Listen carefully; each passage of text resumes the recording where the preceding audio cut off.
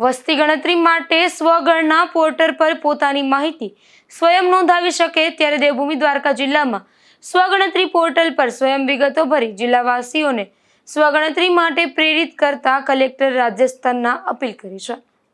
આપ સૌ જાણો છો તેમ અત્યારે વસ્તી ગણતરીની કામગીરી 1 જૂનથી 30 જૂન દરમિયાન થશે। હું આપ સૌની કદાચ 2 મિનિટ લઈશ, પણ હું ડિટેલમાં એ સમજાવવા માગું છું કે વસ્તી ગણતરી 2 તબક્કામાં હાથ ધરવામાં આવનાર છે। પહેલા તબક્કામાં દરેક ઘરની ગણના થશે અને ઘરમાં બેઝિક સર્વિસીસ શું છે એ પ્રકારના પ્રશ્નો, એમાં સામાન્ય પ્રશ્નો પૂછેલા છે અને એનો જવાબ આપવાનો રહેશે। અને પછી નેક્સ્ટ તબક્કામાં આવતા ડિસેમ્બર જાન્યુઆરી ફેબ્રુઆરી મહિનામાં એમાં એ ઘરને આધારે ઘરમાં જે માણસો રહે છે એની વિગતવાર જનગણના થશે। અત્યારે એનો આપણે પહેલો તબક્કો શરૂ થઈ ગયો છે।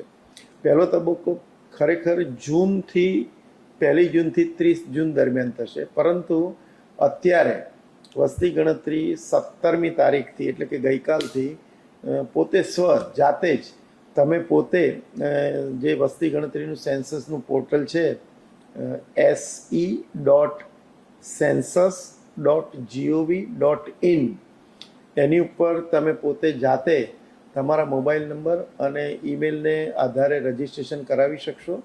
એનાથી તમને એક OTP મળશે।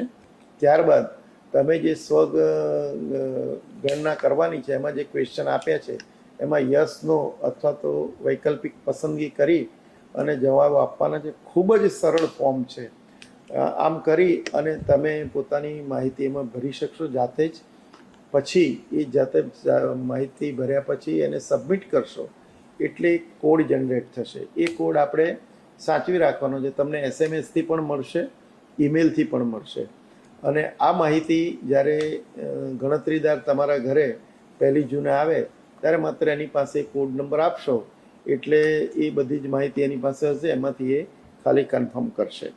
હું એવું માનું છું કે ખૂબ જ સરળ છે આ, અને દરેક વ્યક્તિ કે જે લોકો થોડું ઘણું પણ મોબાઈલ સાથે એપ સાથે સંકળાયેલા છે, યંગસ્ટર્સ છે, એ દરેક પોતાના ઘરની વિગતો આમાં આવી રીતે ભરે અને ગણતરી સ્વયં ગણનામાં પોતે ગણતરીની કામગીરીમાં કોન્ટ્રીબ્યુટ કરે। Thank you.